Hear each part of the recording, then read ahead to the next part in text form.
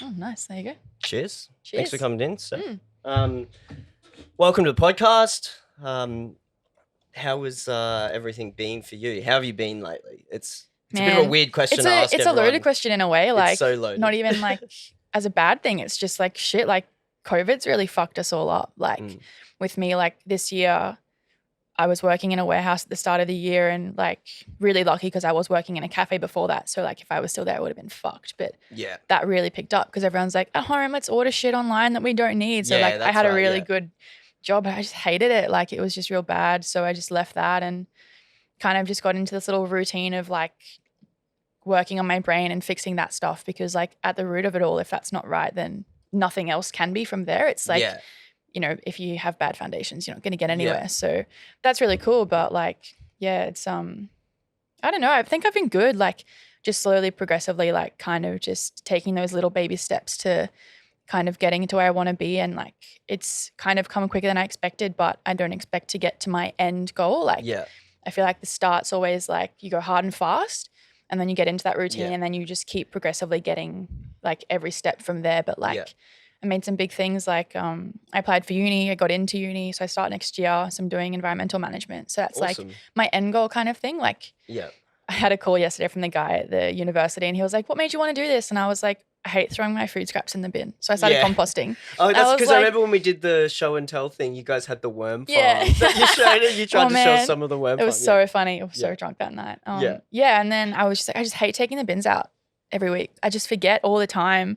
I'm just like, if you don't have to, you don't. And like literally we'll put a bag in the bin once a week and like we'll put it on the curb maybe once a month, if that. Like it's just crazy. And reuse. And just like, buy things that don't have heaps of packaging. Like started going to like the markets. We had like a what's it called? Fitted sheet for a bed.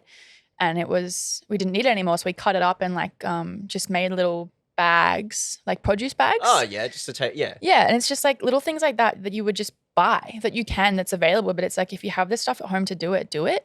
Like, so it's just really opened my eyes up with that. And like even stuff that I buy out, like if I'm buying clothes or anything like that, I try and look at the footprint from that company to like make better decisions. And I know that like one person like myself, I'm not going to change the world, but like if we can do that snowball, we all did it. Yeah. And like even with like environment management, like end goal, I guess like because I have a pretty extensive hospo like background. Just seeing how bad they are at it without even knowing. And I think like that'd be really cool to fix. I work for a juice bar, so it's like a lot of fruit waste and stuff like could be so easily composted, but it just goes straight into the bin. So it's like that kind of just pushes me to try hard to do good to kind of fix everything. So that'll be really fun. And so what started this, I suppose, little journey of, you know, doing the things to, like, as you said, get your brain right? What was there anything that just happened, or was there a moment? Because often that kind of stuff, there is like a moment of but at the time you don't think about it. Going the opposite way, or you just, you know. So how did that come about for you? I guess like in the simplest way of putting it, it's like I hurt my hand at work when I was working at the warehouse. So I had a week off work because I'd like injured my finger pretty bad. Had a week off and I was like, I hate my job so much. I don't want to be here. Like, I don't want to go back to work. Like, I just want to get money. So I like looked into, obviously like at the time, because coming from a DJing background, I guess with that as well, it was like being in the creative industry, there's so many people around you that do stuff that's just so ingenious and like you just don't think about it. So I was just like, oh, like I'll start a YouTube channel, like I'll make videos or I'll do photography. But like, I don't love that stuff. Like I love to love it. And I think that's where people can get caught up. But like literally that moment for me, that having that week off, I was just like, all right, I don't like my job. I clearly don't want to go back, but I need to go back to make money. So I'm like, can I either forfeit my job and make less money, or can I do a side hustle? And I guess like not even a side hustle, just like a main hustle that makes me enough money. So I guess at the root of everything though is, yes, I want my brain to be okay and happy, but I need to make money to live. So I guess that's like that trade-off you need to make as an adult living out of home, have a life. Like, you know, you want to go out and do stuff with your friends, but you don't want to be poor and not be able to pay your bills. So like just having a solid foundation with that. But I mean, as I said before, like it all kind of came hard and fast. So like from that moment, like that was April. And then I think I quit my job, or maybe it was like June. So I started a couple of months ago at this new job. But like just since then, it was just at the back of my mind and even like the front of my mind. Some days I just didn't want to go to work and I was like, how can I make this my dream a reality Mm. from here. So yeah, it's just, I guess that was my defining moment in, all right, figuring it out. Because at the time, I'd like just started getting into the whole composting thing, and I was like, all right, like maybe I could go to uni for this and like, you know, make that my job, like my dream. But yeah, it was just trying to figure out, because it's like DJing's dead, but I'd stopped DJing long before COVID hit. Like not even, I think it was just so many DJs out there. Like I was just playing at Stockies in the attic. Too many DJs. Yeah, you can only put 5 on a night, and there's 50 in that group that want to play in the attic or basement now. So you know, for me, I had made that choice that I wasn't going to pursue music as a career. But like, I do love DJing. Like it's so much fun. You can't replace that feeling, you know, like it is coming from fun. your shot, like that 25, whatever minutes it is, you just get up there and it's gone and you're just like hooked. It's like a drug. It really is just a drug. So I think, it's just wild. Yeah. And so like, I sort of love what you were saying about finding something you want to do, you know, that you enjoy doing. And I was on a podcast of like the MetaMinds guys, and they asked me like right at the end with like a minute left, they're like, what's the meaning of life? Like, we've got a minute left. And I was just like, I'm straight on to this. I know the answer to this. And I said that it's about finding out like what you really enjoy doing in life and figuring out how to do more of that. Yeah. And like, I think people get sucked into the whole thing of like, leave school, go to uni, get a job, done. And it's never that simple. Like I'm 24, I dropped out of high school. Like, you know, I was just working full time and I didn't know how, I had no idea what I was going to do with my life. And it was unsettling, but also settling in a way. It's like, yeah, cool. I don't know what I'm going to do, but there's no point rushing into something, spending money on something I'm not going to want to do.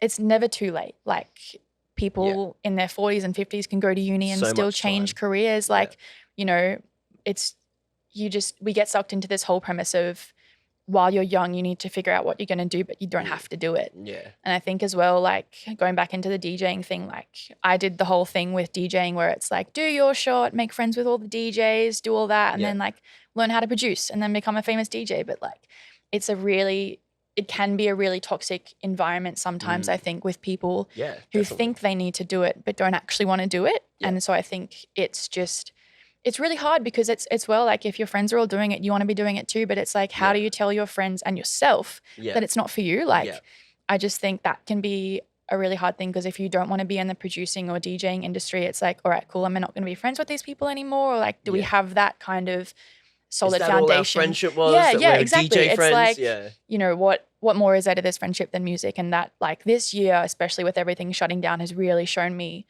like who my true friends are. And like with DJing, like a lot of my friends are still DJs and I love supporting them, but I'm a grandma now, like go to bed at 9 o'clock, wake up at, you know, 6 a.m, but I'll still support them any way I can kind of thing. So support from the sidelines. I just pick my battles. That's what I say. I just say you got to pick your battles. Like you go out, you know, people ask you all the time to go out and stuff. You're like, oh, I can't, like I got to do this, or I've got this on or whatever.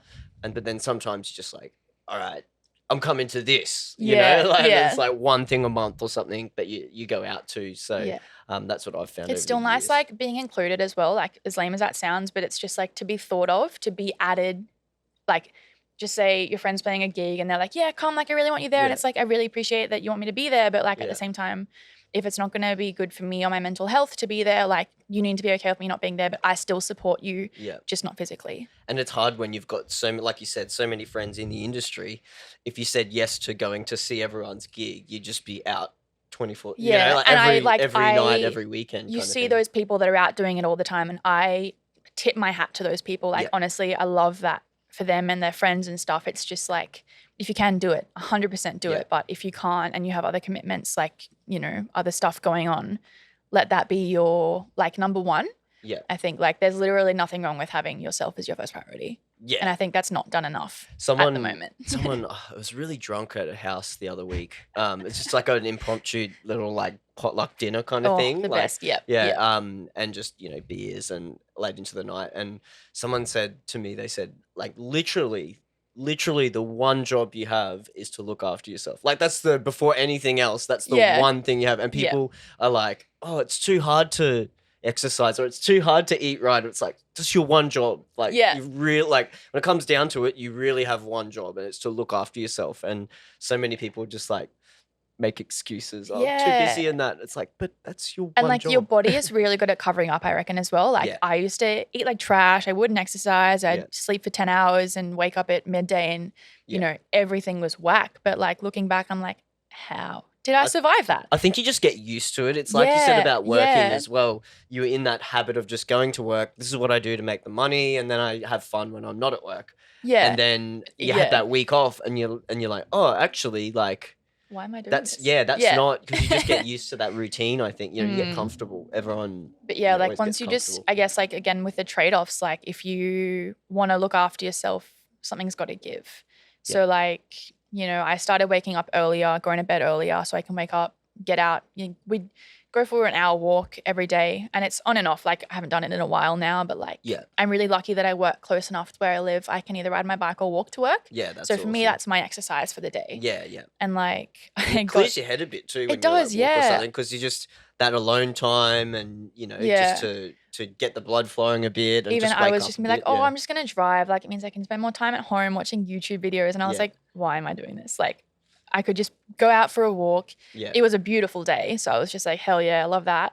And like got to work and I was just like, shit yeah, like let's go. Yeah. Kind of thing. And if I'd driven to work, I probably would have been like, whatever, like work kind of thing. So it's just work, yeah. yeah, but I think like if you can incorporate that kind of thing, and I know that not everyone can, like it's a very selective kind of thing, but like if you can do it, like don't make excuses. And I think that's the biggest thing, like as a human with that kind of stuff where there's friction involved with a situation, we're so easy to make excuses rather than make sacrifices to do that thing. Yeah. And like to own things even. Yeah, like, yeah. you know, you make an excuse about something. Oh, it's because, you know, I'm not going to walk to work because, I don't know, my shoes are almost broken. Yeah. And I don't, you know, that's a The terrible, littlest things. it's a terrible Yeah, yeah. example, but you know, you come up with excuses why you can't do things. And really, like, if you actually like just get catch one foot in yourself, front of the other, but if and you catch just, yourself and you go, why am I saying that? Like, that's total bullshit. Like, you bullshit yourself more than anyone else, I feel. I guess everyone. It's just it's whack. And like I got introduced to this YouTube like workout routine, and I was like, hell yeah, I don't need to go to the gym. I can just work out at home. Yeah. It's so easy. And so like even just since doing that, I feel better. Like, you know, it's just those little things, and you need to enjoy it as well. Like Have you ever been like big into working out and stuff like that? Yeah, Or something actually, that- when I dropped out of school, I went into doing a personal training cert 3, cert 4. Yep. So I did that, and I was like, yeah, I'm gonna be a PT. Like I'm gonna be So ripped. you did that? You Yeah, like I finished it? Yeah, graduated it. yeah. And like that was really cool, and I was super into the gym, and like a lot of my mates when I worked at Macca's did that as well. So like they'd go to the gym and like do the whole like shred and cut and whatever it's called. I can't remember. The stereo bloody. Yeah, literally, the it was stereo around shred or stereo because I whatever, went to stereo everyone's with those trying to- boys, and I was like, Yeah. I'm one of the cool kids. Like, yeah, I'm not ripped, but they are, and I look cool for it. Like, Yeah. I'm just looking back, I'm like cringe at it. It's Yeah. so wild, but yeah, like I was fully into the gym, like loved my squats and all that kind of stuff. Yep. But yeah, looking back, like it's crazy how it's kind of come full circle, because that was my whole life for a little bit, and then it stopped, and now like I'm back into kind of just like working out. But I guess when I was younger, I was working out to be like, I want to go to the beach and have a 6-pack and look really hot, but I'm like, ew, like why is that a thing? Now it's such a Yeah, but I think back then it was more about girls being good looking for the beach, but now it's about everybody being happy with their body. Yeah. And I think like it's not spoken enough about how like men can be really self-conscious, but they don't feel like they have the voice to speak up about it, because it's like, you're a guy, like you're not allowed to feel self-conscious about your body, but you are. Yeah. So I feel like that's been like a bit of a shining light as well, just like realizing that, you know, it's not about me, it's about the whole big picture. Yeah. The big picture. Yeah. Yeah, that's interesting. You know, you talked about sort of like you've had almost different lives and things like that, and different. I think of them as chapters, like almost 100%. and stuff. And I've sort of gone through a lot of that, looking back on stuff, because I did that remix for art supplies called Back in the Day, and I've been posting all the I photos love of watching all of your all the old college days and all that kind of stuff. So I've totally, and like I think even like Kate, like Just Kate, she like commented and was like, how have you lived 12 different lives? Like, you know what I mean? And when you go back and look at all the bits, and you're like, oh no, but that was just here, and this was this part. Yeah, and this was, but then I I did reckon that this, means that and you've either had a really good life and you've had fun, or Definitely you've had let fun. yourself Definitely grow had from fun. it. Yeah. Like, you know when that phase is over, so you'll move on from it. You don't get stuck in that one phase. Yeah, and Like- that's something people even said to me. They're like, "Oh, I'm glad the nostalgia's there for you." And I was sort of Yeah. like to them, I said, "Well, it's not even nostalgia for me because it's like I love where I am now. So it's like I don't want to go back to that. I Yeah. enjoyed it's like gratefulness because I enjoyed those You can just look back and times. appreciate it. Yeah, but it's Yeah. not like I'm like, oh, I wish I was back on college. You know, like Yeah, and if you live going like to the that, like, are uni you club. really living? Although I think maybe deep down I probably do. Yeah, I feel like you live a pretty good kind of like, like the whole college life, but just as an adult now, you're just like, Yeah. like I can still have fun and party and drink with my bros, but like I can Yeah. still look after myself. And I think like right. Yeah. that's a really good time. Just that little bit older, and you've got other things. And like what you were saying earlier, you know, like with DJing and music production and all that, and other things Yeah. in life, like you really have to love the actual process and the doing, Yeah. not just the end result. Like you were That's you what know, I like was you're stuck on. talking Yeah. about. Yeah. Yeah. Is that like everyone, you know, like you said, wants to be the touring DJ around the world and write the #1 hit Yeah. and all that kind of stuff. But the people who usually get there aren't the people. Most of them aren't the people who like. That's not really the goal per se. It's Yeah. more. I just want to write music. Like I love this. Like you know, like they actually love that part of it, not just the result, which Yeah. is like a happy like. Yeah, oh, that's that's awesome like that I it's watch so good. I watch Lucas. He's data roaming now, I think his Yeah. name is. He honestly, he was like a big inspiration for me, even though he's like a lot younger than I am. Mm. I was just like, dude, like just the passion that you have for the Mm. music. It's, you know, obviously, you know, you've probably got that dream to get there, but it's like everything is just the day. It's I love writing my music. I love putting this out, and like just the work that he puts out as well. Like you can tell he just puts every part of his being into it, and it's like Yeah. I actually believe that he will make it. But Yeah. it's Big things coming soon. I've seen he's working on something else too. ooh, I'm so excited. I can't say anything. I Yeah, probably shouldn't have even fair. said that. But yeah. But like, yeah, it's just like people like that really inspire me to do well in my own field. Yeah. And I think that's as well like where people can go wrong. It's like you see that and you get jealous, and it's like, no, like if you see people doing well, fucking clap for them. Yeah. Like don't kick yourself to the ground. Yeah. And so like I just, yeah, like I love watching I guess like to me they're babies because, you know, I'm a bit older than them and I did Your Shot. To me, all you guys are babies. Yeah. I was so shocked when I found out you were older, and I was just Yeah. like, I'm real old. what? Yeah. You That's why I've just- lived 12 lives. Yeah. yeah. I feel like I'm at the like I've entered my 5th life stage. Yeah. Well, now. you haven't hit your quarter life crisis yet. Not have yet, You? That's 25. no. Although maybe it's come a little bit earlier because it sounds like you're going through that kind Yeah, of a change. actually, of because like when I get to of 25, I'll be in uni. really like, changing. Yeah. Yeah. I went the other way. I was at uni and I flipped to music. Yeah. And you right. got music and flip to uni and that. So Crap. That's so yeah. wild. Yeah, it's just like I don't even see it as a quarter life crisis. I just see it as like, all right, I just this call it chapter's that 'cause closed. it's Yeah, funny. it's fun to say, Yeah. but also like I think about quarter life crisis, and I'm like, that means we're gonna live to 100. And like, do you reckon we will, as like the age we are, like with technology and stuff? Like, what I think's going to happen is, and I've spoken about this to a few people because I'm right into, you know, I studied health stuff at Yeah, uni and yeah. that. I think that the technology and the medicine is actually like by the time we're 80 or something like that, the technology is going to be crazy. Like yeah, crazy. but I also like. I'm predicting by then they can like regrow arms. Like if your arm Ooh. gets cut off, they can just be like. Do you reckon it's not already done and we just don't know about it? I reckon they're close. Like with genetics, like because they're pretty good with genetics and manipulating the the DNA sequence. Yeah. But it's the epigenetics that they're still learning about, which Oh, is sits right. on top and it interacts with the environment. Yeah. Like it's got receptors and things. So I think Wild. when they figure that out, combined with the genetics stuff, I think that's when they'll be I able think to do yeah, like crazy shit. technology plus medicine, they have come so far, but they're Mm. also going to go so much further. Oh yeah. But also, I'm at the point where I'm just like, I don't think we're meant to live forever. no. Like, you will get to a point and you'll want to die, and like not even in a Yeah. bad kind of frame. It's just like you'll get to that point and you'll sit down and you'll just be like, I've lived my life, and that's like for me, that's the end goal. Obviously, like I want to live my life in between now and then, Yeah. but like I want to sit down one day, wherever I live, and just be like, shit, yeah, I did it. I really did do it, and like. I just think that people sometimes even don't think about that enough. Like it's just, you just get so caught in the present as well. You don't think about what life's going to be like in the future. It's just such a balancing act. That's exactly like what I was saying about looking back on those things. It's like, Yeah. I'm like, oh, I did all those cool things. That was so fun. But Yeah. it's like, you're not really like, you're happy that you did them, like you said, like Yeah. not that it's the end of my life, but Yeah. you know, like that same sort of like concept is how I felt about it. Was Yeah, like, oh, that's look at all like that I was cool talking shit with that a I mate did. the other day. We were talking about our party phase, and we had I think it was a 7 or 8 month festival streak. So for every month, for 8 months, we went to a festival, Yeah. and it was like wild. I don't remember half of it, obviously, because we were just drunk for the most of the time. But like, we drove to Canberra overnight, like. Yeah. We did crazy shit like that. And like, just looking back, I'm like, fuck yeah, I'm so glad I did that. But you couldn't pay me money to do that again. Like, Yeah, that's right. it's just, yeah, it's like so cool being able to just look back and be like, cool, I did it. I've done that. What's next? Yeah. Rather than, cool, I've done it. Get it back kind of thing. I think that's it, looking to the future kind of thing of what's next and what's possible. And we were Yeah. talking before we came in about sometimes you start something as a side thing and then all these things pop up around it that you never even thought about that you could like Yeah, but make it's money literally just from taking or that first do. step. But it's just to about push continually doing it forwards. and just, you know, enjoying what you're doing and stuff like that. Yeah, So like I'd love to have a side hustle, like honestly.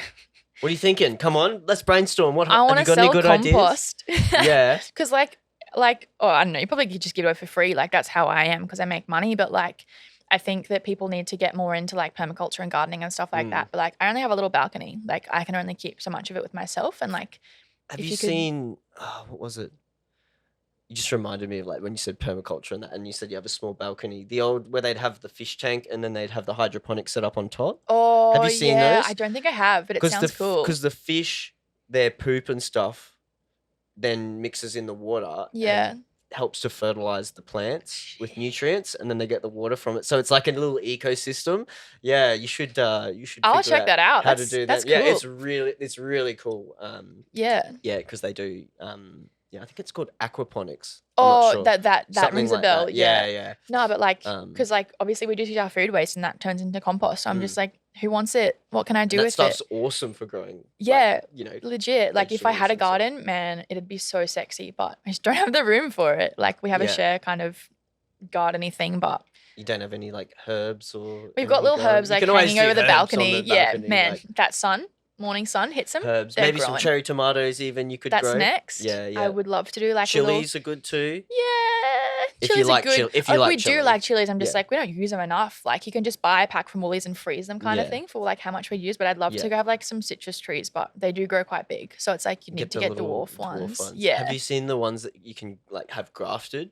So you can have like lemon and lime, as long as they're in the same family. They From get the same tree? Yeah. No way. So they get one plant. So if it's a lemon tree, a dwarf lemon tree, Yeah. they'll get like an offshoot of a lime, and they'll like graft. I don't know how they exactly do it. Yeah, but yeah. It joins on and becomes part of the tree, and that'll do limes and that'll do lemons. So as I long as need it's that in my life. as long as it's like the same family, I think you can do. or like for the citrus. Yeah, you can do oranges and mandarin. You know what I mean? Like, Yeah. there's like two different birds with one ones. stone, one pot, you get two things. Yeah. They're not cheap, but like obviously, like it's you'd pretty get a good output specialised. from them, though, I guess. But and yeah, you'd save the money that'd there. be so cool.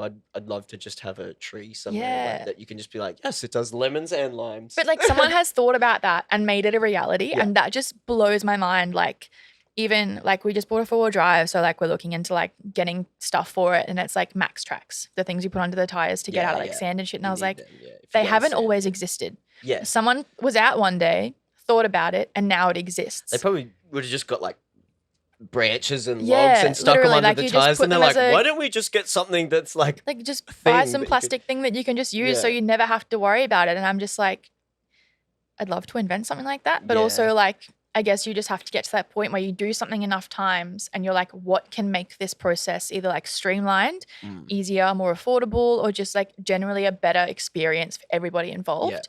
Because like, 4-wheel driving is really cool, and there's so many gadgets and things out there that exist to help that experience, because it's just such a fun time. Yeah.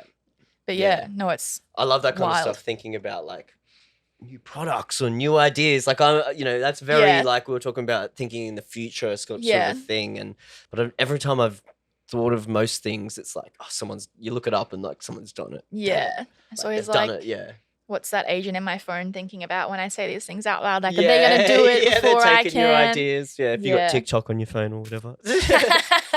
Oh, man. So let's talk about music then, like how you got started in that. You said you did your shot. Yeah. But was there anything before that made you Oh interested man, in honestly, music, just or like what were you into back then before your shot, music yeah. So I wise? did Your Shot in 2018. So what, 2 years ago now? And I think just like previous to that, I was just a bit of a club rat. Like I'd go out all the time, like, but I wouldn't really go out for the DJs. I'd just go out for the experience. So Mm. like, I guess more so what inspired me was going to festivals and I'd see DJs up there like playing their music and just like jumping on stage and like standing on the decks or like, to the side of the decks, Yeah, on yeah. the decks. And just saying that, and I was like, fuck, I want to do that. Like I loved music and like EDM, I guess, like trap and dubstep and stuff like that. Like I guess going back to who was it? Like old school Flux, like the song Gold Yeah. Rush, on repeat, listen to it every Yep. single day. Like it was the best. It's like stuff like that really got me into it. And like Flume was a really big inspiration for me. Like his first album, just iconic. Always iconic. It's Huge. never gonna Someone go put old. one on like yesterday, Ava or something, like one of the tunes from it, and I was just like, oh, such afternoon vibes and Yeah, stuff, but he like, was already like, I think that album was 2012 or 2013 that it got released, and he was already so far ahead of his time with that. Like, yeah, and I'm so like, it was just really cool, like, because I was a fan from then to like, now, and it's just like really cool watching him grow as well. And I was like, I want to be like that, like, make music, move to LA, do all that kind of stuff. So like that really inspired me. And then I think, yeah, my friend who was like my festival pal tagged me in the Your Shot thing and was like, do this, register. And I was like, okay, cool. this is your shot. Yeah. And I was just like, Yeah. what have I got to lose kind of thing. And I think I was in that mindset then. I was just like, what else am I going to do with my life if I don't do DJing kind of thing? So it was Yeah. just like whatever. Just sort of, I'm into this at the moment, like the Yeah. festivals and stuff. Yeah. So it just Sounds like a it no-brainer. fit really well. Thanks, Facebook algorithms. Yeah. So I did that. I met some really cool pals, like, Dippy was my trainer and he's the sickest lad. I love that. Yeah. Dad, love that for him. Your Shot, yeah. So did that. Is that where you came music, up so, with the like- name, like that DJ kid? Like, is that? No, actually my OG name was Over the Moon because I have a moon tattoo. Mm. It's my first tattoo. That bad Yeah. boy. I'm a slut for the moon. So that was that. And I was just like over the moon. Then I gotten in and like I made just like pals I'd met that day were just like chatting about it because they were like, tomorrow you've got to come back and have your name. And we were just like, shit. Yeah. Like I don't think of that overnight. Everyone does that. And everyone's story is that when they like Literally. don't even think about that they got to have a name. It's Yeah. like, so if you're going to apply for your shot in 2021 now, Yeah. think of a name. Now. Just think of a name. You've got a Before year. you register. Yeah. Don't leave it to the last minute. No. But yeah, I was just like, I didn't vibe with it. Like I played at Avery when that was the thing at Birdie's and I was like over the moon and I was like, yeah, cool, whatever. And then I just like kind of stopped for a bit and I was like, wanted to go through like a bit of a rebrand. So I was just like, what can I do? So what music and stuff were you playing when you were doing the Your Shot? Was it still that EDM? Yeah, it was kind of like a trappy set, like Yep. 150s BPM. But I played around a lot with it. Like looking back, I could have had a better set, but Everyone you says learn that. from it. Yeah. Yeah, but like EDM and then just like music that I really vibe with at the time. Like we got drunk at my house. I think it was like late last year. And I had my Your Shot set on my USB still, so I played it and I was just like, that was trash. As in like the actual recording of it? Oh no, like Of, I you just had all the songs. played the songs, Yeah, So like yeah, as yeah. they were set in Yeah, my yeah. list, I played them as they were, and I Yeah. was just like, that was really fun. But Jesus, I was so That was- shit that at was Your not a Shot. good- Yeah, I should have chosen better songs or yeah, arranged and them like better. that was really cool that I could like learn from it. And then Yeah. I guess As always, everyone does. yeah, I've always played kind of like heavy electronic, not even heavy, but like electronic and trap and stuff like that. And then I just like rebounded. And I'd always call myself like kid, or I'd call other people kid. I don't know why. It was just like happened one day. Yeah. And I was like, I'm that kid. And then it just grew from there. I'm that kid. Yeah. So I'm that DJ kid. whatever, it's me. And Yeah. then I guess just like with that. So Avery was really cool. And then I kind of just started off for a bit, but I wasn't really that mad about it. Like I just feel like other people like were grinding harder than I was. And I was like, look, if I'm not getting the gigs, it means I'm not working hard enough, but I don't want to work hard enough to get the gigs. So I just need to accept that I'm not getting Yeah. gigs. And then I fell in with the Stocky crew and got some gigs there. And I just Yeah. love that and kind of evolved into a bit more like rhythm and dubstep, like heavier stuff. Heavier And stuff, that yeah. was fun. Like that's what I miss. And it's just Yeah. like, I don't listen to that stuff day to day. Like I Well, just you listen. can't, can you? I Can used you, to. Can Like you I listen to rhythm at home, like on? yeah. Really? I was You chatting can? with Jack one day. Shout out to Husky. Yeah. He was just like, yeah, just listen to rhythm on the DL. And I was like, I love that for you, but also like don't fuck with that. Like, Yeah, I can't do it. I it's can't too do much. that. Like Yeah. I wake up sometimes in the morning and like I'll check my phone, Instagram. People have like put songs up, and I'll like listen, and it's just like, rah, and I'm like, oh, it's What? too early for that. It's unless Yeah. it's 2 a.m. or later. Nope. Yeah. Need some coffee or something. Yeah, before or you some listen to that. alcohol to listen to that. Yeah. But yeah, like it's just Or really cool. both. Bit of Bailey's. Yeah. No, but like I really loved that music was a thing. Like it really brought me all the people in my life that I am close with and love, and like it's really cool to just have that experience. And like this year I made a little lo-fi track just out of like samples and stuff, because Guru put out like his lo-fi album. I loved that. Like that Yeah, got me through the start that's of cool. COVID. So many. Everyone's doing lo-fi at the moment. Yeah, So great. it's real big. I love that. But yeah, he did that, and that kind of inspired me, and I made a track and I put in like a little Shrek clip because I love Shrek. And I just never did anything with it, obviously. It was just fun. And that kind of for me was just like, all right, I've done it. It's not for me. Move on to the next thing. So I still love music and still would love to go out to gigs. Done a lot of production then or anything? Or is that sort of your only little... Yeah, not really. Like I did foray try into and hung out with Lucas one day and we like did a little track, but he is so good at what he does. It was just like him just doing it and me trying to learn from it.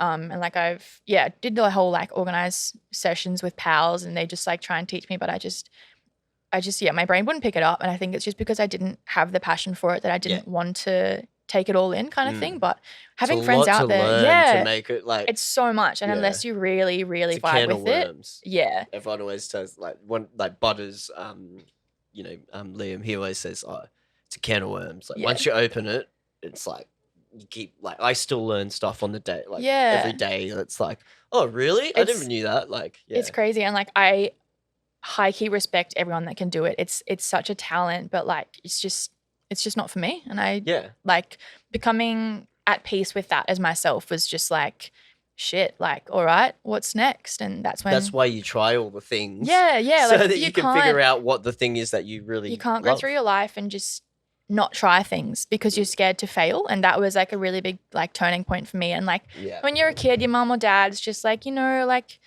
what's the saying about failing? You don't know until you try, or whatever, something like that along those lines. And it's so true. Like if you don't try it, you never know. And like failure isn't a bad thing. It could be a lesson in disguise, or it could take you to bigger and better things. So I just think like for me personally as well, like that was just like, all right, it's not like I super put myself out there and, made a big fool of myself, but I still tried and I'm still proud of myself for that. So that's all we can ask for, I guess. Like you said, you still got those memories of those playing the gigs and the good times, and even if they are blurry memories. All of them are.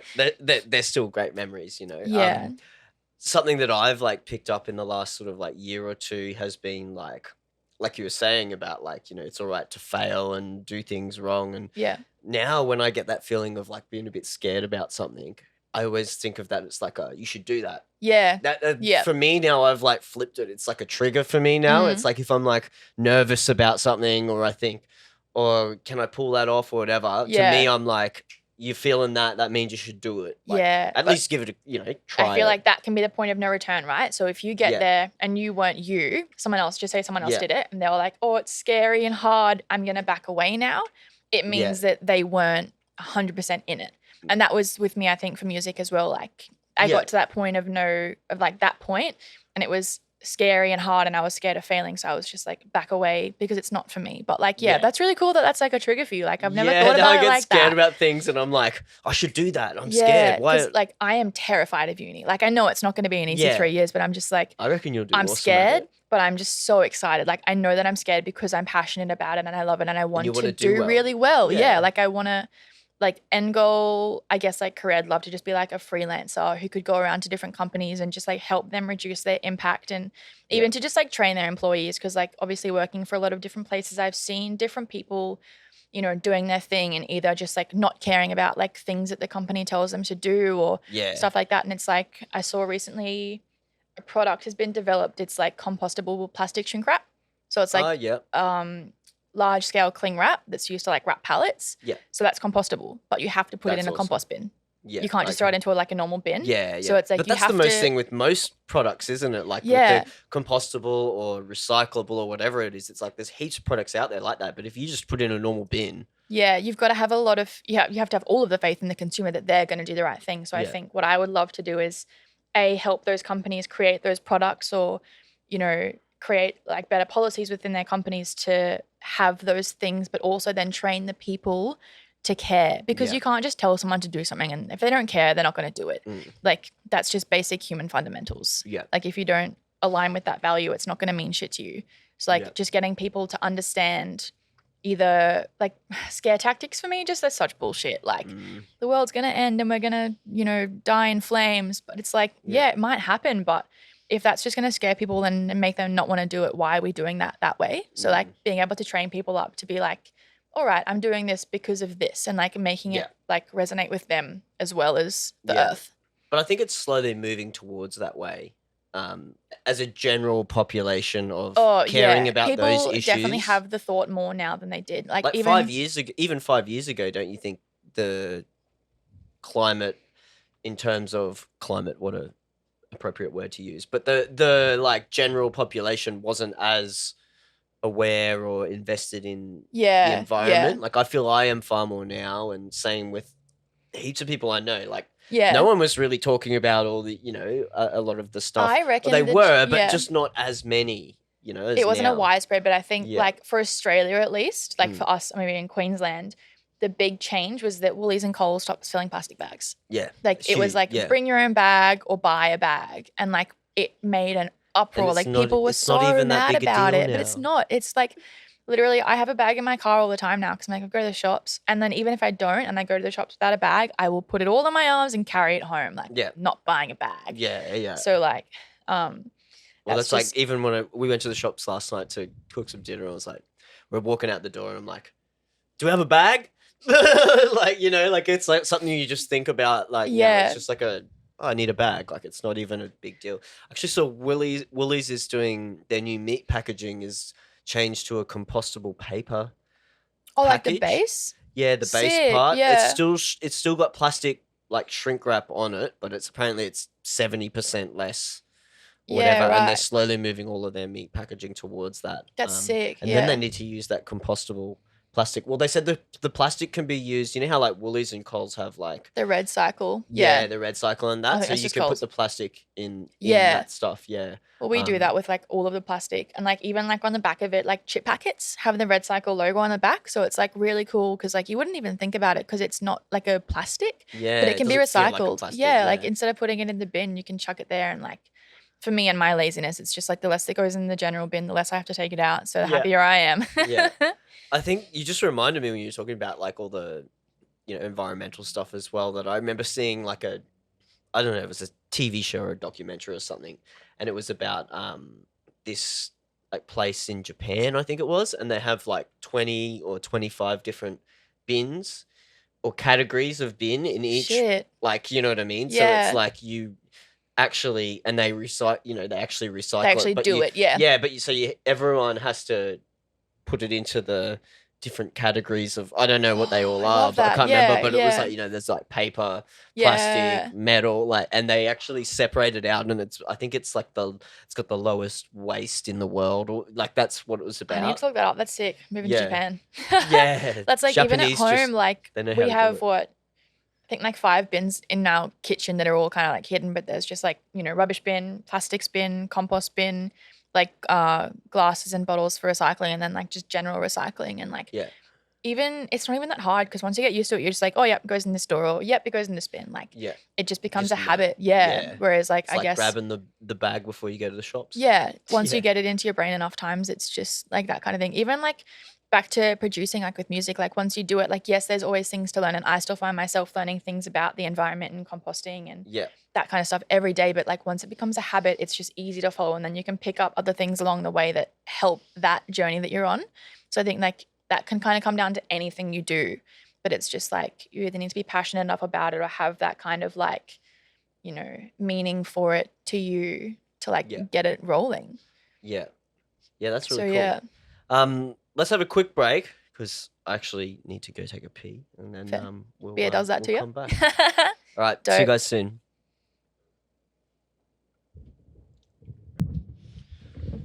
All right, and we are back. Yahoo! We touched a little bit throughout that whole, first chat that we were having, on the self-development stuff, I suppose you could call it self-development. Yeah. That's the technical self-discovery, self-development, improvement, whatever you want to call it. Yeah. So let's, go into that a little bit more, and maybe a bit more specifically on some of the stuff that you changed or you did. Like, obviously there's a big change with your work and your life and everything like Yeah. that. But are there any things that you've done specifically, or, resources? Some people love to write their intentions, like in the Yeah, or, yeah, no, I get things what they're you mean. grateful for. Or is there anything specifically you did or you thought about?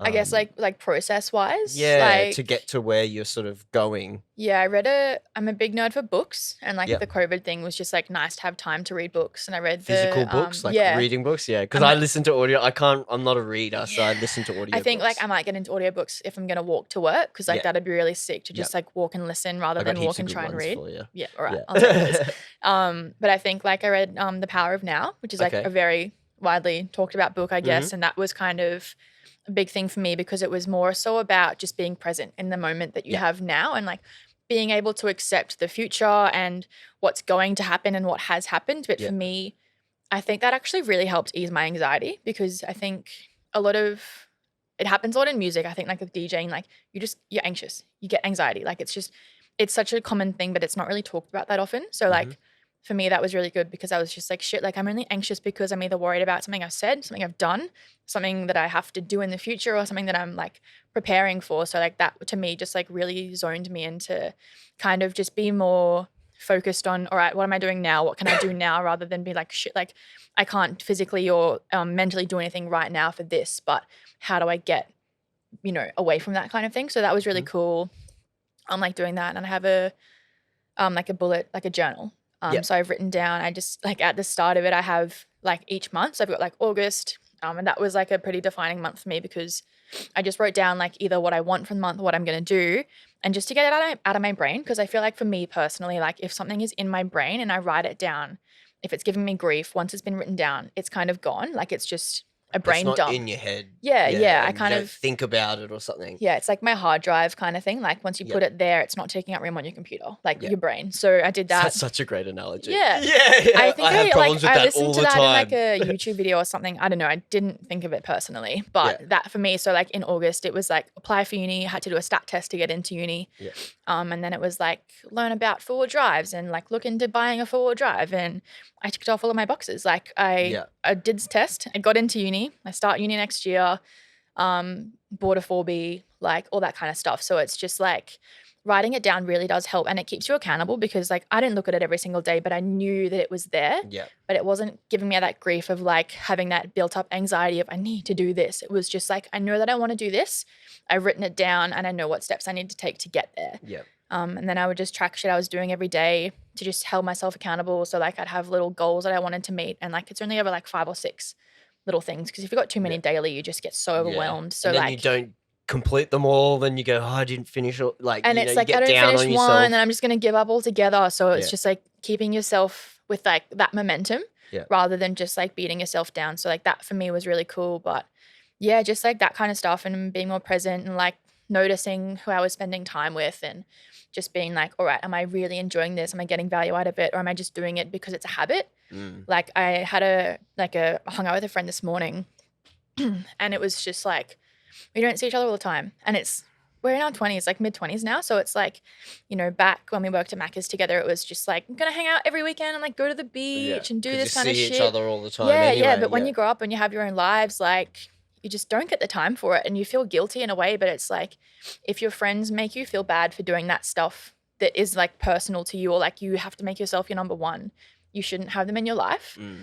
So like that again was a really big thing for me. Like I have kind of like not changed my friendship group a lot, but it's just like those people that weren't like on my vibe or on my level, they're no longer in my life, because I didn't have time for that to be a thing. It was just, one of those things. And I think that, and like reading that book about being present has just like for this year especially really brought me into that. But like, I guess, and like in the past I've just been floating around, but I knew that I was I had no purpose, but my purpose was to stay alive and to make I was money. literally thinking that word purpose in my head. I've been thinking about it while you've been talking. Yeah. And then you just said it. So that was like, I'm a mind reader. yeah, perfect.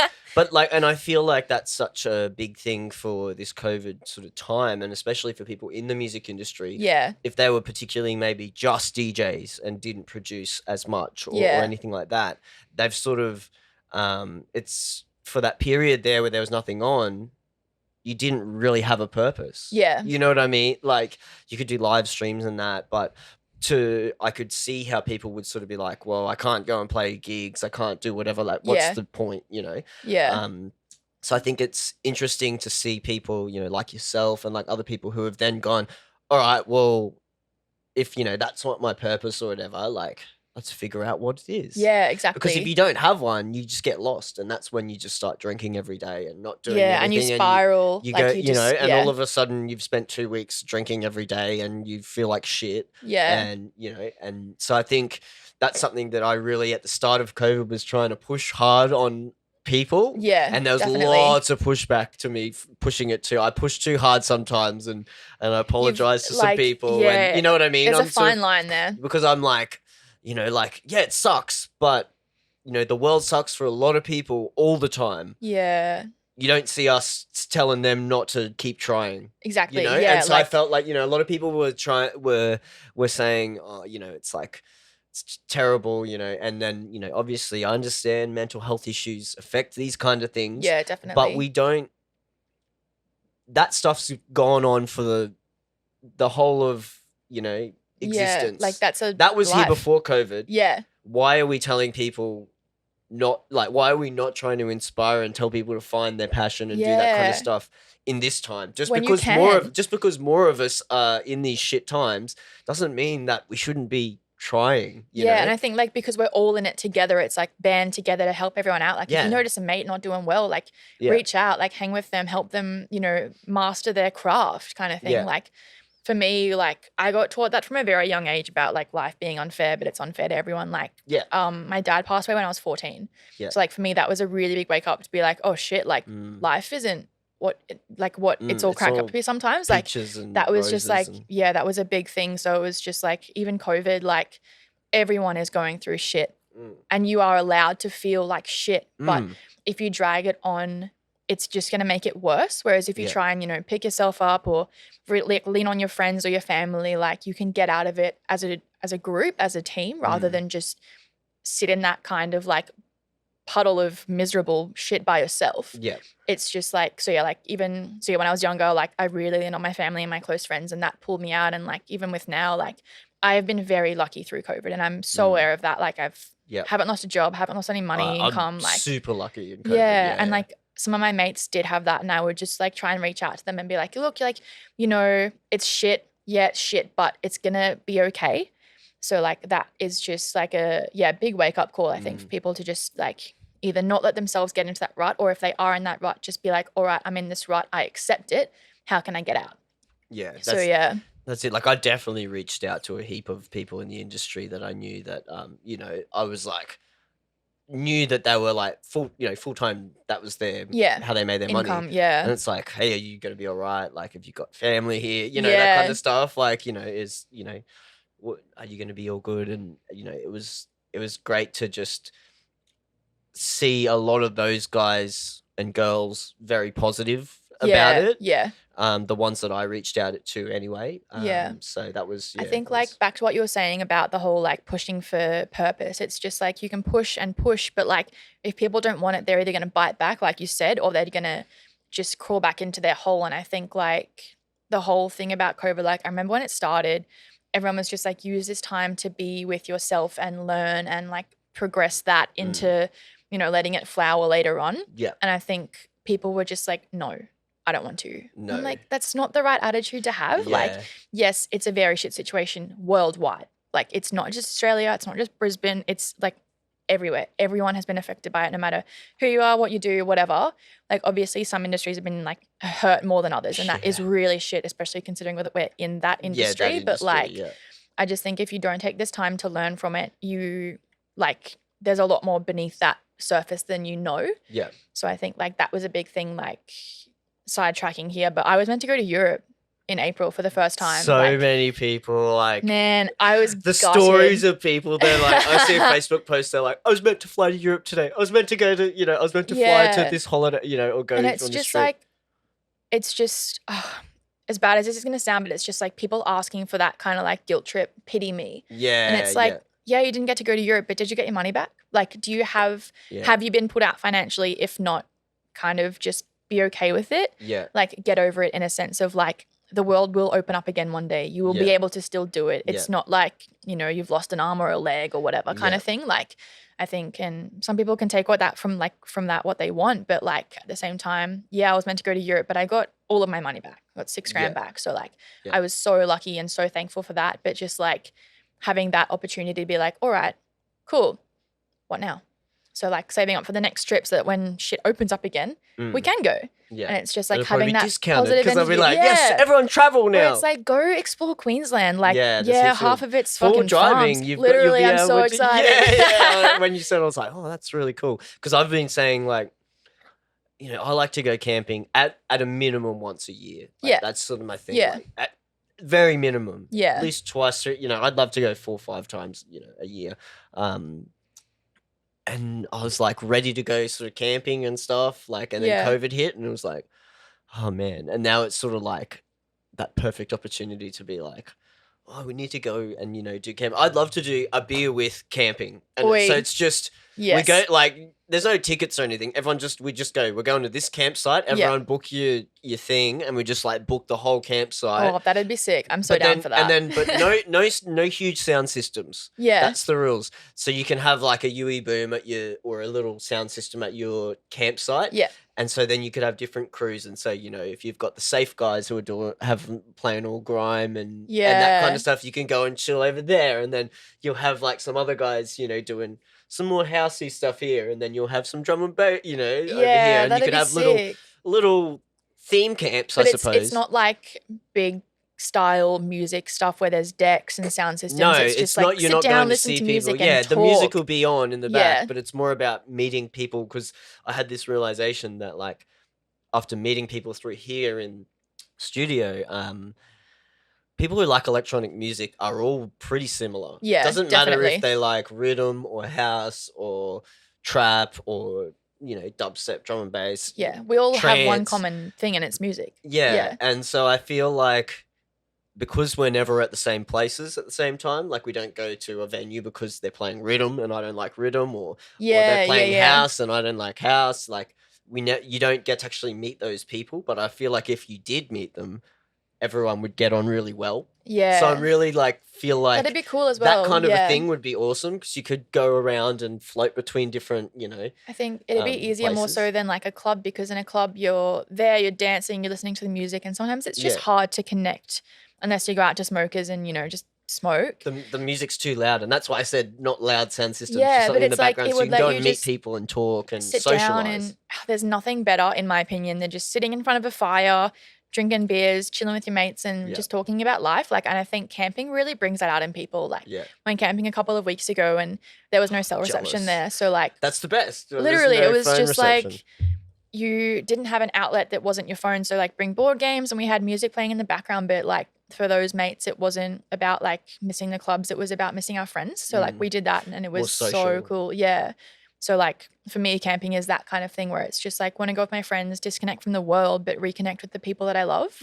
And like, I think that not everyone loves camping, and that's fair, because it can, it's not for everyone. No. But like, when you do love it and you do have the right people there, it can be a really good experience. Like, it kind of just brings you back to your roots, and you're like, all right, am I doing something I love? Like, it's kind of like COVID, how it's brought everyone back to their core without the COVID. It's a reset kind of thing. Yeah. People have got a chance to sit back and breathe and take stock of their life, of what's going on. Yeah, and like, I guess like with a holiday, like with Europe, that wouldn't have been like a chill kind of thing. It would have been a party. It was a 1 month Kentucky trip, bro. Like, I would have been sloshed every night. But like, with that kind of thing, like when you go on a holiday, like if you're staying in resorts or stuff like that, like you've normally got stuff planned every single day, and you're going from one thing to another. Whereas camping, you can just sit in your chair in front of the fire and just do nothing. I always say all you need for camping is something to keep you dry and warm. So like just a tiny little tent. Yeah. I've got a family tent, like my family's tent. It's like a canvas one. It's such a pain to Or to set set up. up. Yeah. I set Fuck. up at a mate's 40th. It was like a little doof thing that we were having, Oh, sick. and like I set it up, and I was there for 3 days. I just left my bag in there. I didn't sleep in there once. I slept up on like the deck, Yeah. just like, and so yeah, just a little thing. All you need for camping is a little tent, 2-man, tiny one. Yeah. Doesn't have to be massive, and something to keep you warm, and a chair. Yeah. Dead And set. that's all you need, and beer. I feel like if you're going camping and you've got like a group of you, if there's like someone's gonna have one of the things. Like, Yeah, yeah. like if you've got a gazebo, not everyone needs to bring a gazebo. If you've got Yeah. a tent, like If it's not gonna rain, you might not need a gazebo. You know what I yeah, mean? Like, yeah, it just depends. A gazebo is usually good too if it's like real sunny and that. yeah. But Love that Queensland weather. just for nighttime, man, like, yeah, just sitting around a fire, drinking beers, having a laugh. It's just like you can't recreate that experience. I don't No. think anywhere that isn't camping. And like you can have the places where you can still use your phone, but I think like if you are even just out camping, like why would you want to be on your phone kind of thing? Like the it whole just idea is to disconnect from that world. Yeah. So The I concrete think jungle. big things for us next year. I reckon when we get off, we'll be on the road. But Yeah. just so keen to go camping. Like we booked in again, like in 2 weeks, and then like in 6 weeks we're going camping again. Just because like we Yeah. have everything we need. Like why the fuck not? Like Yeah. it's just so easy to do. So Yeah. it's really fun. Like I fuck with it hard. Yeah. Camping. We have to get that sorted. A big, huge camping trip. Just the whole music scene Oh goes through. God. It'd be dangerous. There's actually a good place that would be Gordon Country out near like on the way to Warwick almost. Yeah. It's kind of like get over the range, drive in a little bit, and it's like a family owned property, but they have like hundreds of acres. So there's just like unlimited camping. Like you don't need to book, you just rock up. I'll have like, to hit you up about that'd that be later. sick. We'll Yeah. have to sort that out and figure it out. We'll get the 4B going and we can charge people for rides across the river. Oh, yeah. Oh, because you got to go across the river too. Oh no, so like most of it is 2-wheel drive accessible. Okay. But then there are bits that are Some only bits, 4-wheel yeah, drive. yeah. So We like have if the people want to VIP come out, section. We have the- show us your tickets. the VIP section. Oh yeah, it's it's $20 to go across the river. Yeah, if you need yeah. a lift. Otherwise you got to swim. And then a towel's $20 on the other side Yeah. if you need a towel.